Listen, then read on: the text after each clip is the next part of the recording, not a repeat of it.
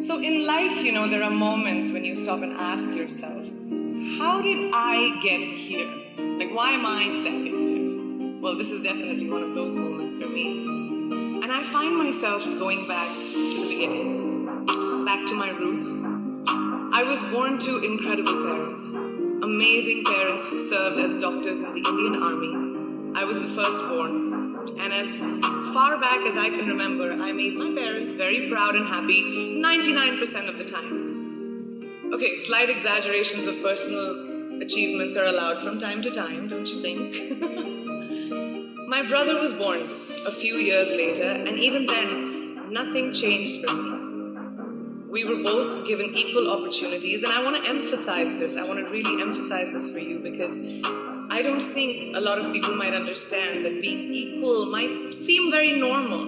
But where I come from, India, and a lot of developing countries around the world, more often than not, this is an exception. It's actually a privilege.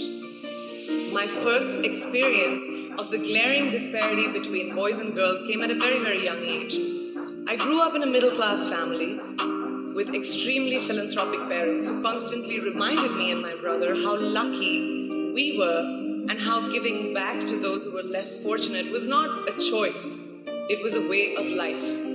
Simple. I was 7 or 8 years old when my parents started taking me on these visits in a traveling clinic to developing communities around and villages around the city that we lived in called Bareilly. We were packed into this ambulance and my parents would provide free medical care to people who couldn't afford it. My job at the age of 8 was assistant pharmacist. So I would count all the medicines, put them in an envelope and give it out to patients, and I really took my job very seriously. Very seriously. But the more I went on these expeditions, the more I began to notice the simplest things that distinguished a boy from a girl or a man from a woman. For example, girls were pulled out of school when they hit puberty because they were considered ready for marriage and babies. That's 12 and 13, while boys still enjoyed their childhood. Or basic human rights such as healthcare were denied just because they were women. Let's call this whole experience trigger number 1 for me. Fast forward a few years and many, many triggers in between. Like a producer-director, for example, early on in my career, I must have been about 18 or 19, telling me that if I didn't agree to the ridiculous terms or painfully low salary in his movie, that he would just replace me. Because girls are replaceable in the entertainment business. That was a memorable one. Made me decide to make myself irreplaceable.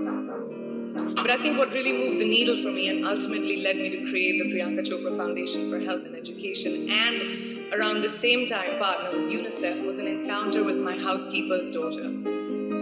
About 12 years ago, I came home from set early one day and she was sitting in my library reading a book. And she must have been 8 or 9 years old and I knew she loved reading. So I asked her, I was like, it's a weekday, why aren't you in school? And she said, oh, I don't go to school anymore.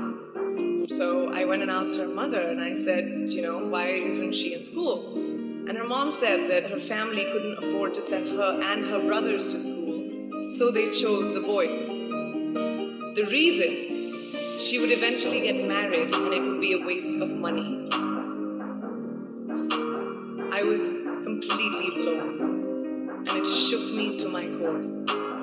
Eventually, I decided to cover the cost of her education so that she could continue to learn, because education is a basic human right.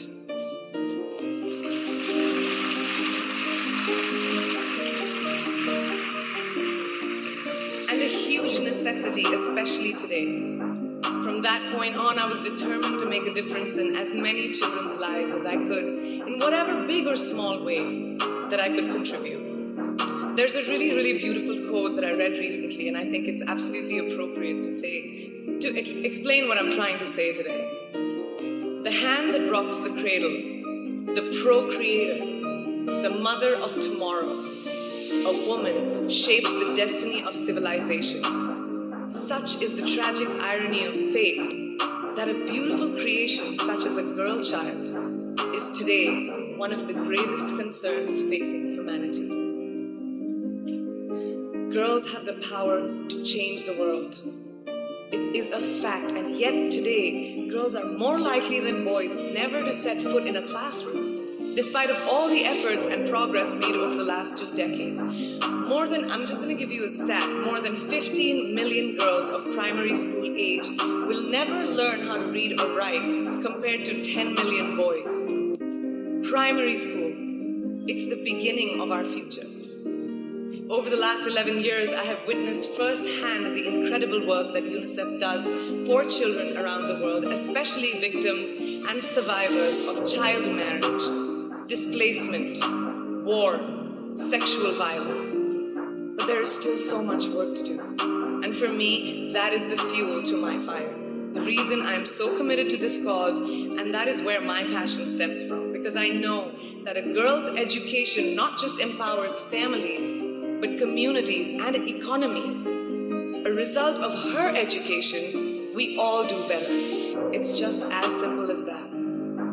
As entertainers and influencers sitting in this room, I feel that it's our social responsibility to be a voice for the voiceless, which is why I applaud each and every woman in this room for being such a badass.